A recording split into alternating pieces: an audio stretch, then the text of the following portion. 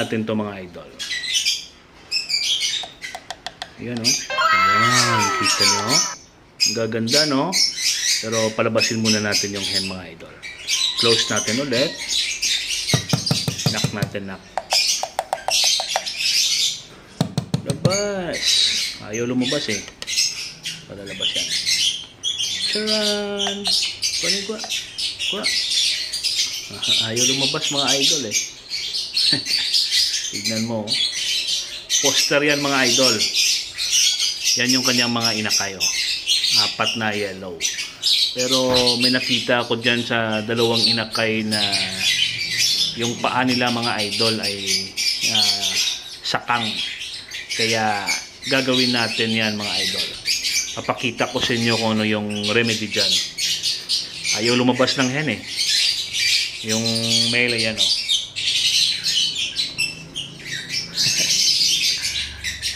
Basta. Ayun, lumabas na siya mga idol. Tapos kuha kayo ng tela ganito.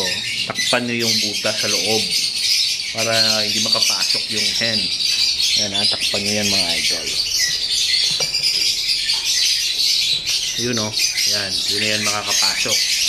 Tapos kung sa tingin nyo medyo maselan yung breeder nyo, lagyan nyo dito mga idol ng takip. Dito, lagyan nyo yan.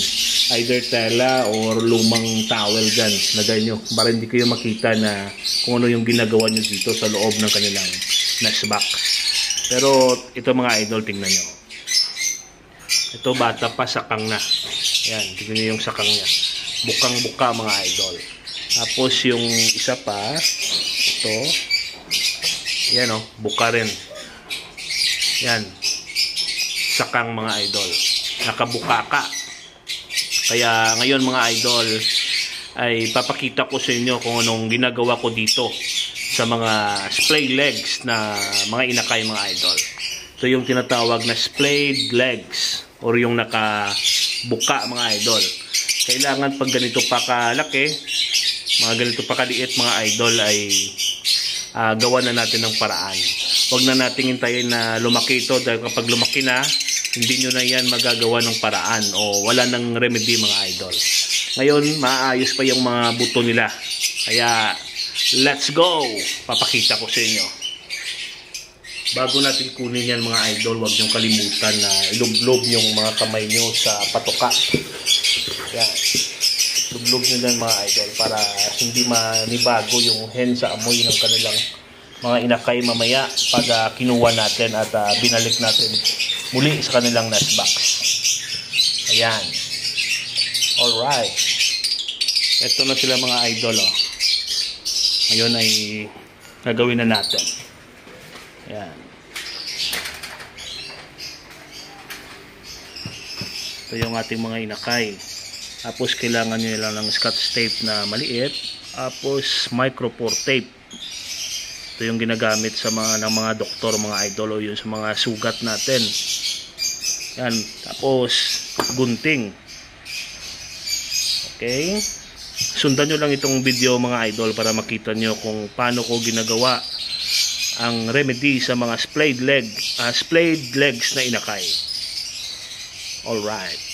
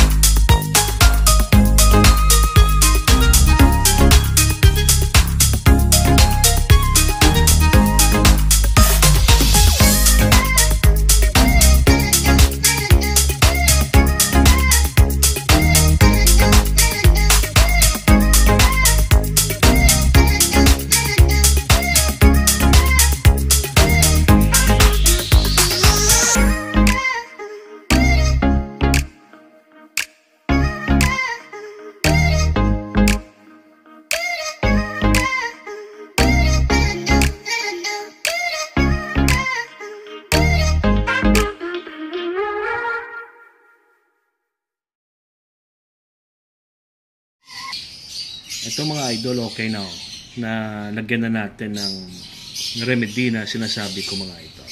Yan. Ito yung kinalabasan ng ating remedy. Ito ay tested and proven na dito sa ating ibunan mga idol. Yan. Hindi yan matatanggal, hindi yan mahuhugot, at hindi ito matutuka ng kanilang parents o yung kanilang nanay mga idol. Yung ating hen. Hindi yan kayang maputol ng hen mga idol. Kaya itong ginagamit ko ay tested and proven na ito mga idol. Subukan nyo sa inyong mga ibunan. Tapos ito naman mga idol, yung maliit ay hindi pa ito advisable na lagyan ng micropore tape dahil medyo maliit pa yung kanyang paa mga idol. Pero ito ay talagang makikita nyo mga idol, sakang na sakang. Bumubuka talaga yung kanyang mga paa. Ayan. So ang gagawin natin dito mga idol ay remedy din na katulad nito, pero hindi ito mga idol na ganitong pagkalagay ko. So gagawin natin mga idol, dito natin nilagay muna sa ibabaw na part ng kanyang paa. Pero mabilis lang mga idol, mga 2 to 3 days lang. Tanggalin agad natin. Tapos pag medyo lumaki na ito, parang ganito na kalaki, tsaka na natin lagyan ng tape na katulad nito mga idol. Para medyo malakas na yung kanyang buto dito na part ng kanyang paa. Para hindi mabali mga idol. So gagawin natin dito ngayon ay dito lang tayo magti-tape muna. Sa ibabaw ng kanyang o dito sa kanyang legs mga idol. Sa taas na parte ng kanyang legs. Para pag ganito yung kanyang paa mamaya. Yan o. Alright. Ito mga idol o. Yan. Pero ito mga idol, i-monitor natin. 2 to 3 days lang tanggalin natin ito. Tapos hayaan natin muna hanggang sa ganito na siya kalaki. Pag ganito na kalaki mga idol itong ating inakay, tsaka natin lagyan ng tali gaya nito. Dahil kapag natagalan natin tanggalin to mga idol, baka magkaroon ng blood clot dito. Dahil lalaki pa itong ating inakay, tiyak na sisikip ito mga idol. Kaya 2 to 3 days lang or 2 days lang tanggalin natin. Hanggang sa 2 days mga idol, may improvement na ito yung kanyang buto dito. Tapos after pag ganito na siya kalaki, tsaka natin lagyan ulit. Tapos ito naman mga idol, after 2 weeks tanggalin natin. 15 days. After 15 days tanggalin natin ito. Tiyak okay na yung kanyang paa after 2 weeks mga idol. Yan, success natin na lalagyan itong ating ibon. Ito yung ating remedy mga idol.